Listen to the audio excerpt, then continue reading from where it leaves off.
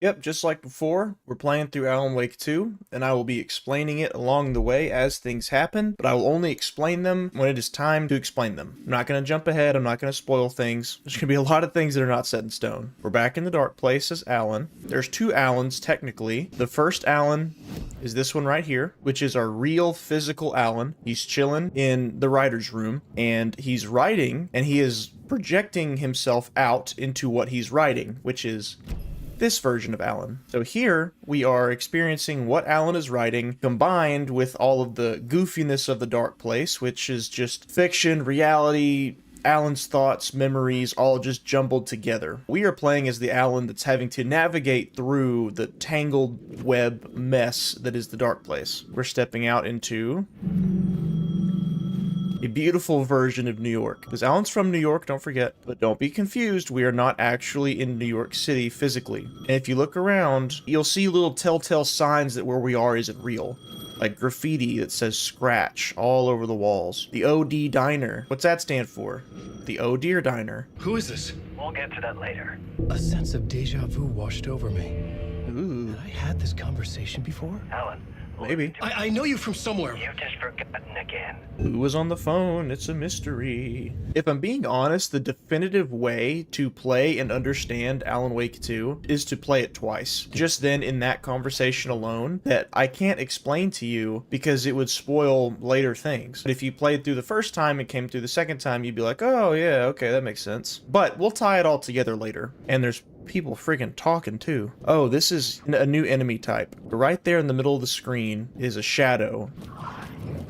Yeah, you hear that whispering? That's them. And this entire place operates on dream logic. Don't try to look into everything too literally. I'm not trying to be condescending or anything when I say don't be confused or this and that. I only say that because a big criticism of this game was that the story wasn't super accessible. Like, a lot of people weren't really following what was going on. So whenever I start to get to a point in the story where I'm like, wait, what the heck is going on? That's when I start going, okay, well, don't let it confuse you, because chances are I kind of got confused about it at some point, and that's why I'm saying it that way. Yeah, and there's AWE on the wall. Altered World Event, baby. Ah, there's one right in my face. Get away. Is this the way it was on the page? Uh-oh. The real Alex Casey. Casey, looking into a murder. Well, as real as anything else is here. Stay here. No, wait! Give me that revolver. No chance. When I said the real Alex Casey, I did not mean the cop who's with Saga in the real world. I mean the Alex Casey of Alan's books. Keep killing me here. Loop by loop. I didn't do it. Well, chances are Alan did just write Alex's death from his typewriter in the writer's room. And it seems like this version of Alex Casey is aware of that. And I've got a gun now. That means things are actually going to attack me. Oh, here they are. Yeah, that's the worst thing about these enemies. Some of them are real, and some of them are not. Like, those two were not. That one wasn't either. Sometimes they can manifest physically into an enemy, and sometimes they'll just disappear when you shine their light on them. And a lot of times it's impossible to tell until it's too late. I don't trust this one. You. Yeah, I heard the music. I heard it. That's what I'm talking about. Just like that. Sit down. Shadows faded out until they didn't. Excellent way to put it, Alan. Oh, find Alice, find Alice. See, they're right there. That's what I mean. They might be real, they might not. And you don't want to use your flashlight on every single one, because it just wastes your battery if you do. Yeah, see, I just wasted battery. Climb, climb, climb, climb, climb. These echoes are echoes of either reality or fiction. What we're hearing right now is probably an excerpt from a Alex Casey book. Why is it important? Because it seems to be affecting what we're seeing here. Saga is beholden to a manuscript that she's finding in the real world, and that is most likely the manuscript that Alan, this Alan right here in the writer's room, is currently writing. Remember, Alan got out of the Dark Place, so we're seeing Dark Place Adventures starring Alan Wake. I'm gonna run for it. Go. Are they working together but in separate ways? Yes, but it's not like Saga wants to. Yeah, this whole place operates on dream logic, so the actual geometry doesn't make any sense. We're at the top of this building right now, but there's certain doors you can go out of that'll just take you back down to the street. Like this one. Oh no. Oh no, no, no, no, no. Open it. Open it, you old man. There we go. Oh, there's so many of them coming out of there. Yeah, forget that. I'm gone. Oh, they're still following me? How far will they chase me? I didn't know they'd come out here. So we are seeing a combination of really kind of three things in this little world. One is reality being twisted, things that really did happen in the real world but are altered or twisted in some way. Two, we're seeing Alan's subconscious, his thoughts, his memories. That's why we keep seeing stuff about Alice everywhere. There's no way Alan is sitting at his typewriter right here, right now, typing out, "And then you lost her and find Alice" was written all over the walls. Like, no, he's not doing that. That's just a product of Alan's subconscious. Actually, I guess four things. The third thing would be Alan's writing, obviously. Fourth thing would be just the Dark Place Boogaloo, throwing stuff at him that is not really in his control. And he's certainly not writing at his typewriter. Think of these echoes as like it's drawing from something obscure and Alan's kind of pulling it to the forefront. So it might be a memory of his, it might be something he's written before, and you could be asking yourself, but he wrote his Alex Casey books from New York. How is that having an impact here? Don't think of it as the book itself is having an impact here. Think of it as Alan's memories of writing the book is having an impact here. Because his own thoughts and memories bleed out into this world, and part of his thoughts and memories would include books he's written previously. FBI agent had come here before me on the trail of a murder cult. Okay, so what we just did was this Alan just used the plot board to change a piece of the story to where the entrance to the subway is not blocked anymore. So we're following the story of an FBI agent who is on the trail of a murder cult. And you'll notice that what we're experiencing here will directly echo, what the heck was that? Will directly echo what's going on out in the real world. See, at the end of the last stream, we found a badge just like this. And who was it for? Special Agent Nightingale, Robert Nightingale. And he was a Taken who was killed by a cult. Here in the Dark Place, we're following the story of an FBI agent who was killed by a cult. So don't think of it too literally, but it is echoing what's happening in the real world. I don't like the sound of that. Yeah, I was just about to say that. I didn't like the sound of that either. All right, so this is a dead end here, and we've got to change the dead end. We're going to change it to missing FBI agent.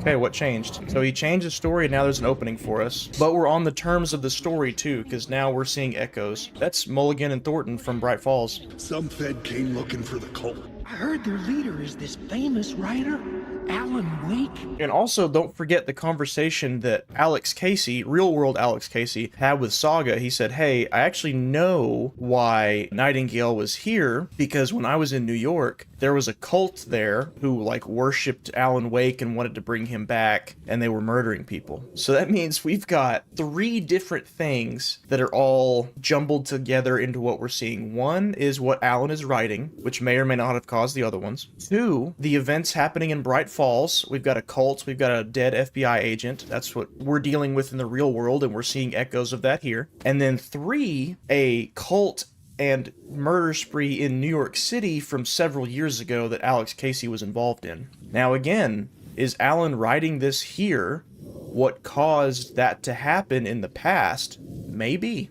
Maybe it is. Yeah, one thing is for certain, these people he's seeing probably didn't actually have these conversations in New York. Which is, of course, the devil himself. They called Alan Wake a nickname Mr. Scratch. In the story this way. But I was desperate, and it felt right for the story. Yeah, so right there, that tells us Alan is writing that. He is making that happen. Ah! Hello, don't mind me. Just shining a flashlight. Get up, get up, get up! Jesus. It's not really a big deal, central plot-wise, to understand the whole cult murder thing in New York. All you really need to know is that what Alan is writing here is very heavily implied to have actually occurred in New York City. The theory that I believe is correct is Alan's writing all this here about a New York setting and an FBI agent and a murder cult and Alex Casey, and that drew the real world Alex Casey to investigate a real world cult in New York that worshipped Alan Wake and technically probably actually worshipped Mr. Scratch. Cult of the Tree is the cult in Bright Falls. Cult of the Word is the one in New York. They worship Alan's writings. Hey, disappear. Go on. I just want Alright, we gotta get better at dodging. Like that. And that. And that. You can't stop the story. Watch me. This dude ain't going down. There he goes. Good night. Oh, we're changing the setting again. Whoa. Yeah, that's a cult of the word, alright. Look at all these. She said they were pages that were written by Alan Wake, and that's what they worshipped. Or used as, like, religious paraphernalia. Yeah, you're gonna notice a lot of similarities between the cult of the word and the cult of the tree, and this FBI agent that we're hunting, Alex Casey in here, Alex Casey in real life, and that's because it's more than one effect of the same writing. Who humming? Who dat? I hear you. Where are you? You up here? Hey, Alan. Whoa, the not Sheriff Breaker, Sheriff Faker. Sorry, have we met? Memory problems again, huh? Yeah, we've met. The guy on the phone said the same thing. Yeah, Tim was our boy who disappeared in the morgue. Who's the mystery man you're looking for? Who's this mystery man? Well, it wouldn't be much of a mystery if I knew. Oh, All I have is a name. Orland Dorr. The talk show host? it was him. Guy has many disguises, but a talk show host? I'll keep looking. I mean, it literally was called In Between with Mr. Door. I don't know how much more on the nose you can get. That's literally his face. Door transported me here to this dream reality. Others I know, yet they are different. The red-headed woman? Who might the red-headed woman be, folks? There is only one red-headed woman in this universe that matters. Jessie Faden. Ah! And of course he wasn't real. God, it even gave the music and everything. This game loves to fake you out, doesn't it? Alright, let's just open this door. Well timed. I'll give it to you, Remedy. I'll give you that one. I didn't even remember that one. Trying to shape the dark place around me, but so much fades away, even my memory of the process. This part is dark, and I struggled to think how Alan could come up with this, and the only way I could think he would justify it is if, one, he truly didn't think it would actually bleed out into the real world, or two, he just didn't care, and he's a dirtbag. Here's what Alan decides to write. Watch this. The cult poured the gasoline over the train car, an iron cage that would soon become a coffin. The cultists tracked down the torchbearers living in the tunnels. They locked the poor folks up in a derailed subway car, doused it in gasoline. Yeah. Alan, you twisted, disturbed individual. We're in the dark place, but guess what? This is not unique to the dark place. Pretty good shot. This happened in New York City as well.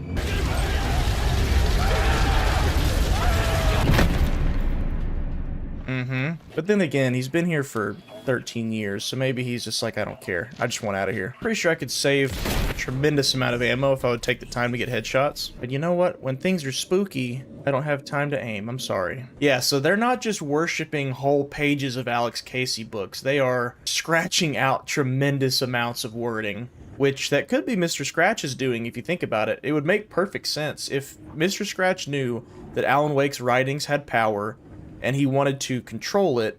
He could just manipulate what Alan has written, like this, for example. 6 words on the whole page are actually visible. Ritual, friends will meet when you're gone.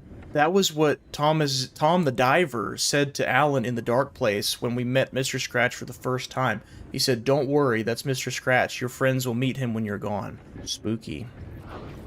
I hear them whispering at me and I'm gonna ignore them. Until I get an axe slamming into my back, I'm gonna ignore them. This is the ritual to lead you on. Your friends will meet him when you're gone. Let's just leave. How about that? I'm getting chills. I'm out of here. Hello, boys. Anyone care for a revolver round to the head?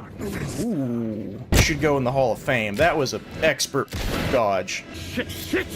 I love that Alan starts screaming when he runs out of ammo. This game goes from... Whoa, easy there, pal.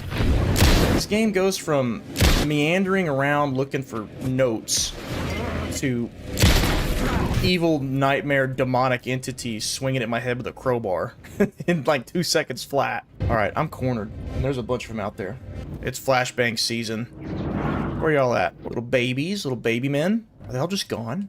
Oh my. Think like... Get away. Think like Cynthia Weaver in the first one. He would be what Alan would consider a torchbearer. Alright, it's time. Throw it. Throw it. That didn't kill him. They nerfed the flashbang. Flashbang's not a one-shot anymore. That is bad. That is very bad. One thing that I'm not certain of is the shadow people. My gut tells me that Alan has not written them to be here, that is remnants of the Dark Presence. Because if we know that the Dark Presence can bring Taken into the Dark Place, then it's not out of the question that we could be seeing remnants of people who have been taken over time. The same symbol from the power plant of the first game. That doesn't mean that Cynthia Weaver was a torchbearer, it just means... Torchbearer. Cynthia Weaver was not a torchbearer, this is just Alan writing this using inspiration from that symbol and what she did with the paint to create the torchbearers in this story. Because Cynthia Weaver painted stuff in yellow paint all over the place. Those are the people that got rounded up in the trains and set on fire. Oh, yep, that's it. That is the Dark Presence. Alan, run. Not getting me Lucky Charms today. Oh, I gotta spam it. Come on, quick time event. Dang it. Call it, brother. There's our Dark Presence. I do not believe for a moment that Alan wrote that into the story. I think that is the Dark Presence here with us in the Dark Place, interfering with what he's doing, basically. She's back. I want to turn around and look at it. Let's turn around and look at it. Ah, alright, go. You're gonna have to crawl. Okay, so now we've gone from subway aesthetic to a bunch of rocks and moss and algae. Remember, at the end of the first chapter, Saga found herself in the overlap where she communicated with Alan for the first time. And now we're seeing it from Alan's perspective. There's trees, it's the same effect that Saga had, just reversed. Here's the murder site of the FBI agent. Our pants setting saves us once again. Maybe this was meant to be a reveal, I don't know, maybe I spoiled it a little bit, but the FBI agent we've been tracking is Nightingale in this story, which explains why it happened in the real world, because Alan wrote it that way. Here it is. An FBI agent? Who are you? What is this? Who are you? She can hear me. This is the first person he's talked to in 13 years. Real person. I'm trapped here. The Dark Place. Under Cauldron Lake. Yeah, they communicated through the overlap. Because Alan, whatever he's doing is actually kind of working. Yeah, look, here it is. Here's this whole thing they've been reciting. Yeah, they made it from his own writings. They turned it into a poem. This is the ritual to lead you on. Your friends will meet him when you're gone. And Alan said, did I write this? No. So he either didn't write this and this is Scratch's doing, or... No, it's Scratch's doing. That's the answer. Which Mr. Scratch is another version of Alan, but evil. He was able to communicate with someone in the real world. I'm a writer, I write. Absolutely. How many times in this series does Alan say, I'm a writer? I'm outside time and space, outside reality. This is real. A nightmare dimension, an ocean of darkness. Remember, its dark energy can make art come true, make dreams and nightmares come true. Yes, I can use this. I need to use this. Hungry, monstrous things. It's out there, plotting to stop me, to devour me, become me. It almost sounds like Alan is just making it more difficult for himself. Like, I mean, what would truly honestly happen if he just wrote a story with no opposition whatsoever? They said in the first one that you can't take shortcuts because Thomas Zane tried to do that with Barbara Jagger, and the Dark Presence made him regret it. But like, honestly, what if he just said, and then Alan got out of the Dark Place? Like, what would happen? I thought I lost you again. Did you go deeper? To the overlap? Yes? Are you talking about the murder site? Yeah, I did. That's fantastic, Alan. Last time we spoke, you were pretty worried about Alice. Did you make sure she really got out of the Dark Place? What? Of course she got out. That's why I'm here. That's the whole goddamn point. The Dark Presence is stealing from you. It can already manifest as your double. Scratch will come. And cut off. So the guy said, last time we talked, you were worried about Alice. Well, last time we talked to that guy on the phone, we didn't talk about Alice at all. So he's got to be referring to something else. And he just implied, well, what if Alice isn't actually out of the Dark Place? Which brings up an excellent point. Well, why are we here at all? That was the whole point of the first game, was to get her out of the Dark Place. If he wrote a story about fluffy bunnies, the way his luck goes, they turn into guys in suits that are actually cannibals. Honestly, probably. The Dark Presence would do something ridiculous with it. Big shining guy, that's what this feels like. Even a red elevator, too. I'll be darned. That got me a little bit. This is photo equipment, set to go off when the door opens. Alice! Alice! Who's she screaming at? Alice had pictures of Scratch. Which that was implied in American Nightmare, which we didn't play on the channel. But it was implied that Scratch had the ability to basically psychologically torture Alice. So a spiral on the door, just like the Ocean View. So it's very possible and probable that Scratch actually did mess with Alice out in the real world. Everything we see here can either be something that actually happened, something that happened with a little twist, or a complete fabrication. It seems to be that everything has at least a sprinkle of truth. Either it's completely true, it's halfway true, or it's a lie that's been twisted just a bit. So I think everything we're seeing here is not just a big, fake news. Like, this is actually, or at least close to what really happened. I love how they recast their apartment. This is clearly not the same apartment they had in the first game. Maybe they moved here after the apartment we saw, because the one we saw was from years before they went to Bright Falls. There she is. Alice Wake got recast too. I think the original actress, she passed away from like brain cancer or something. It's big sad. We loved each other. Then Alan hit a block. Yeah, this is writer's block. I brought out a meaner side of him. So then you made us go to Dr. Hartman. See a doctor in Washington. I didn't tell him until we got there. Alice is the villain of this series. Things went wrong, and he was just gone. What? Drowned, allegedly. No, you went into the dark place for a week. It was my fault. Oh, so when she recorded this video, she has no memory of that. About 6 years ago, I started hearing noises in the night. Typewriter keys clacking, voices. Alan was back. It wasn't Alan, though. It was Scratch. She wouldn't know that. Then it got violent. It was Alan, and yet it was a monster. He always did have anger in him. I set up cameras around the apartment with motion sensors and flashes. So Scratch was being serious when he said he was going to visit Alice. I'm calling this exhibit the Dark Place. Original. Scratch was terrorizing her. Oh, by the way, in the DLC to Alan Wake 1, remember, we heard recordings of Alice that were completely not true. They'd never happened. It was just Alan's subconscious eating at him. But for reasons I will explain later, I believe that this video and other videos from Alice that we see are legit, that they really did happen. I'll explain why later. I can't right now, though. Scratchy boy. Oh, no, just Alan. I sat in the writer's room and wrote a story. Initiation. Yes, and he doesn't remember writing it. Checked myself through the dark place to look for a way out. Oh, that's what we're writing right now. Got it. Loop me back. I was writing the story. But he's seeing himself writing the story. Stepped into the writer's room. So the two versions of Alan are interacting now. There's no one here writing it. That's a trip. That'd be like playing a video game and finding yourself in the video game. There's a shot to his head. So whatever he's writing looks like it ends to his death. Someone scratched out the name. Who could that be? It's here.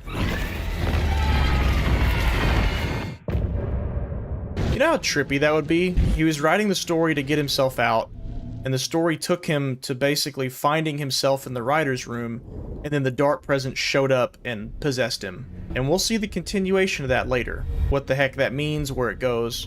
But now we're back in the real world. Because here's Alan, real Alex Casey, and Saga.